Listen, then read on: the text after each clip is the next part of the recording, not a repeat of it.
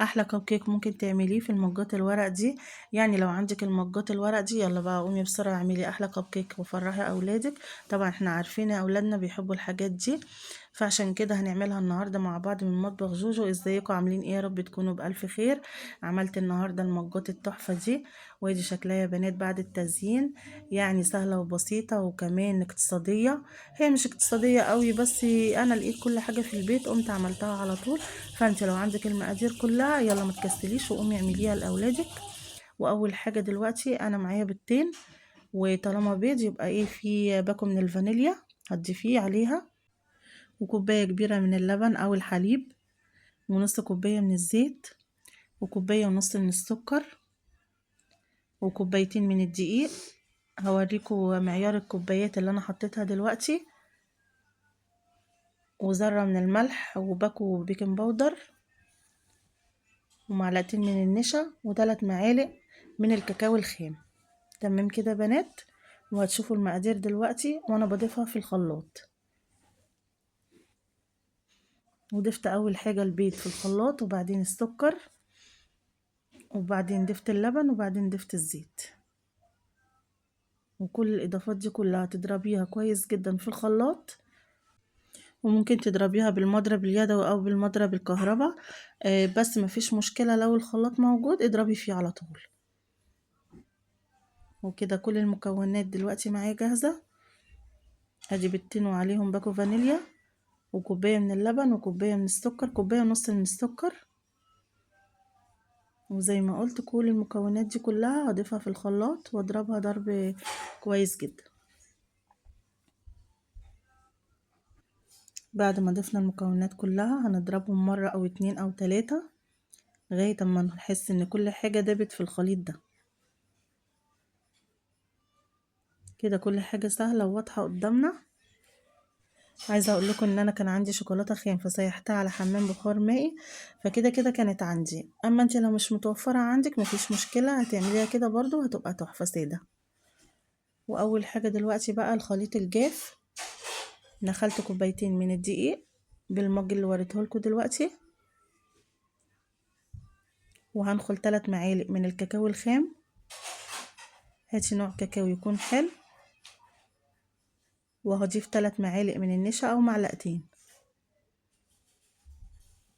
وهضيف كيس من البيكنج باودر كامل، وربع معلقة من الملح. كل الاضافات دي كلها هقلبها برضو كويس مع بعضها، وهنفضي الخليط السائل عليها.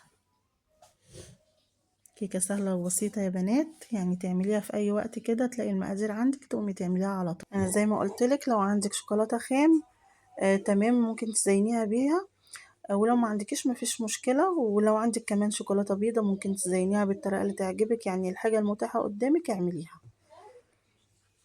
يعني نسهل على نفسنا كده، والموجود في بيتنا هو اللي هنعمل بيه. خلاص كده هضيف الخليط على بعض. وبعد ما ضفت الخليط على الدقيق هبتدي ادوب كويس بالمضرب. هدوب في اتجاه واحد، قلبي في اتجاه واحد عشان الكيكة ما تطلعش مخرمة مننا.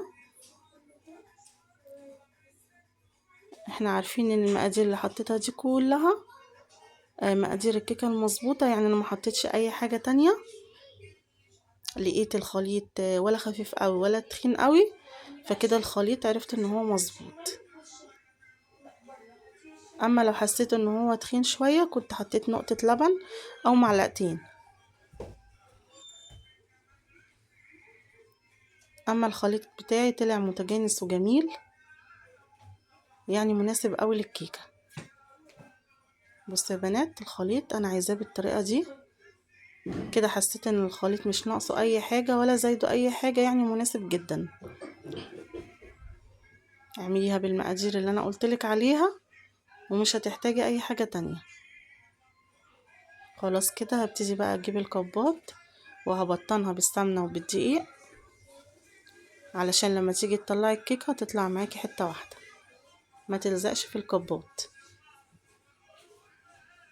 دي. يا بنات بعد ما دهنتها بالسمنة هبطنها بقى بالدقيق، كل واحدة حوالي نص معلقة نص معلقة كده، وهعملهم كلهم بنفس الطريقة.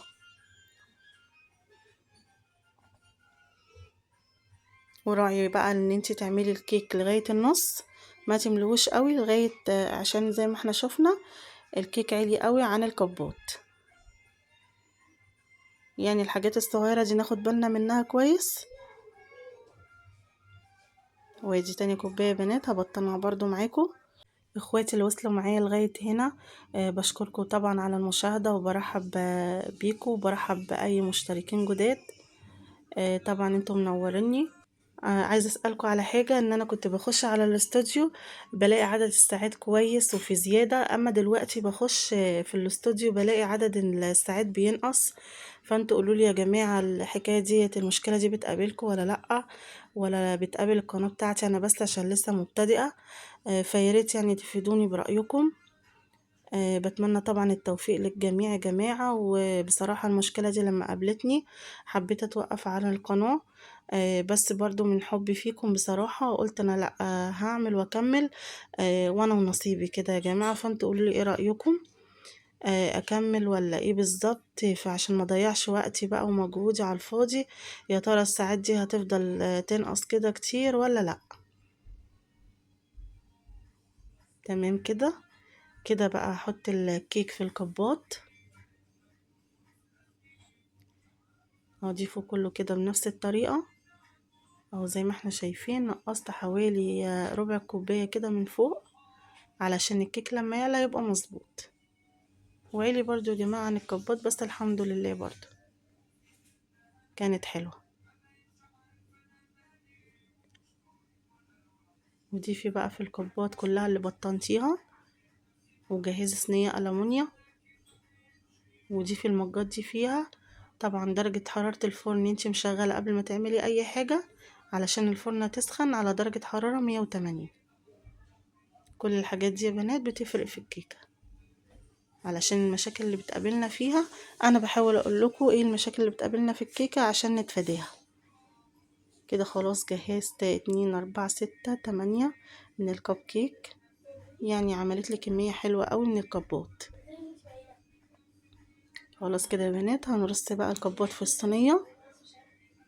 وطبعا كنت مسخنة الفرن على درجة حرارة 180، وهبتدي دلوقتي بقى اضيف الصينية كده في الفرنة.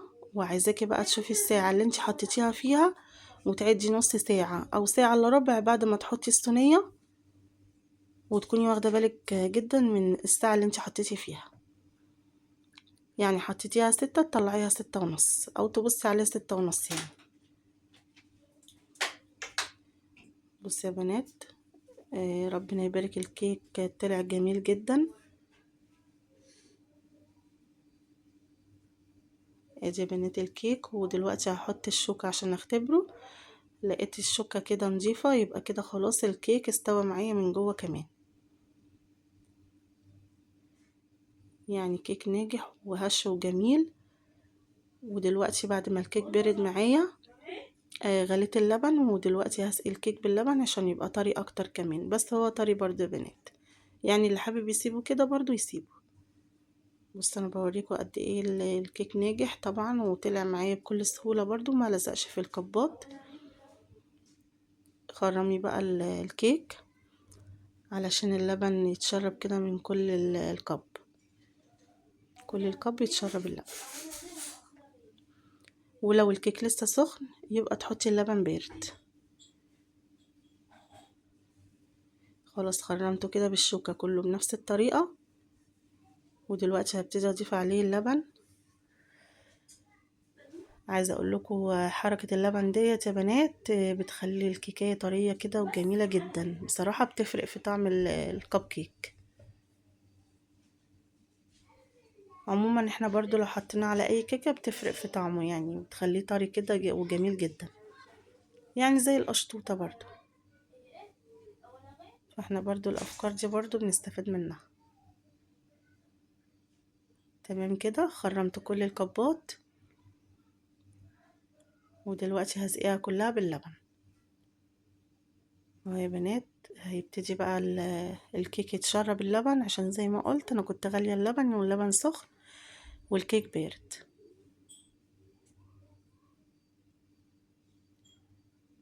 اعملي اللي يريحك، حابة تسيبيه كده تمام مفيش مشكلة برضو، هو الكيك طالع جميل. حابة تسقيه باللبن زي ما قلتلك، لو الكيك بارد حطي لبن سخن. هسقي الكوبات كلها كده بنفس الطريقة، وبعدين هكون مسيحة الشوكولاتة الخام على حمام مائي زي ما قلت، وهخرمه كويس جدا. كان عندي قمع ازازة كده من تحت، رحت حبيت اقطع بيه واحدة عشان الشوكولاتة تخش اكتر في الكب كيك. ولو حابة تزينيه من فوق كده وخلاص ماشي تمام مفيش مشكلة، يعني التزيين دوت انتي وذوقك زي ما تحبي. خلاص كده يا بنات، اظن الكيك سهل وبسيط.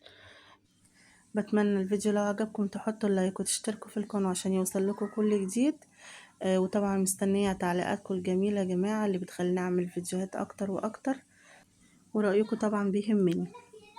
وكده خلاص هحط اللبن في الكوبات كلها بالطريقة دي. خرمي الكب كيك على قد ما تقدري عشان يتشرب اللبن كده كله. وكده صوص الشوكولاتة جاهز معايا، هزين بيه الكوبات من فوق، او هعمل تجويف كده عشان اضيف الشوكولاتة كده في النص. عملت التجويف كده بالطريقة دي علشان اعبي فيها كمية الشوكولاتة زي ما احنا شايفين كده. بصوا مش على الوش بس، لا الشوكولاتة في النص كمان. وهعمل الكوبات كلها بنفس الطريقة، وهوريكم شكلها يا بنات في الاخر بجد جميلة جدا. واعمليها بقى وتسلم ايديك يا قمر. هتعمليها بألف هنا وشفا لأولادك ويفرحوا بيها جدا جدا. انتوا عارفين الأطفال الصغيرة بتحب الحاجات اللي عليها شوكولاتة قد ايه. كده تمام. هخرم زي ما اوريكم كده علشان الشوكولاتة تخش في كل حتة برضو. وخففت صوص الشوكولاتة ده برضو بمعلقتين من اللبن، وحطيت له معلقة من الزيت. كده هضيف الشوكولاتة كلها بنفس الطريقة. ده اول كوب يا بنات ضفت فيه الشوكولاتة بالطريقة دي. وهوريكم في كوب تاني عملت له تجويف برضو، وحطيت له الشوكولاتة تمام في النص كده برضو زي ده. وعملت تجويف بالقطعة دي في الكوب التاني زي ما احنا شايفين كده. طريقة سهلة وبسيطة هتجوفي بيها الكوب، جوفي بيها الكيك كده اهو يا بنات. تجوف معايا بكل سهولة علشان اضيف الشوكولاتة هنا. هياخد اكبر كمية كده من الشوكولاتة، يعني اللي يفتح كب كيك من ده هيلاقي في جواه كمان شوكولاتة مش على الوش. يعني افكار حلوة كتير كده ممكن تبقى مختلفة من حد للتاني نزين بيها الكب كيك. تمام كده، وهعملهم كلهم بنفس الطريقة وهوريها لكم في الاخر يا بنات قد ايه شكل المجات جميلة جدا مغرية جدا للاطفال. واعمليها بقى وحطيها كده في التلاجة لغاية اما الشوكولاتة تتماسك شوية. حابة تسيبيها برا التلاجة برضو سايحة كده زي ما هي تمام مفيش مشكلة برضو. هخلص المجات كلها كده بنفس الطريقة. كنت بشرب برضو شوكولاتة خام وزينت كده الكبات كلها من فوق، يعني المتاح عندك زيني بيه كده وهتطلع كل حاجة حلوة ان شاء الله.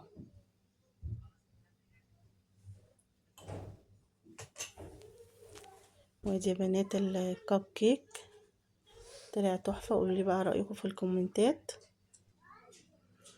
وطبعا مش الكمية كلها لا، طبعا انتوا عارفين اول ما بيطلع بيتاخد كده من حلاوة الكبات، بتتاخد كده وتتاكل وهي سخنة زي ما احنا عارفين كلنا.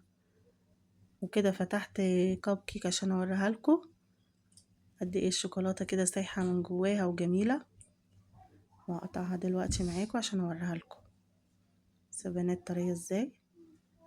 بجد الكيك طالع جميل جدا واتمنى ان انتوا تجربوه. بصوا بجد الاطفال لما تشوف الشوكولاتة سايحة كده بتحب الحاجات دي وبتقولك بقى اعملي لنا تاني منها يا ماما. اشوفكم على خير الفيديو الجاي ان شاء الله.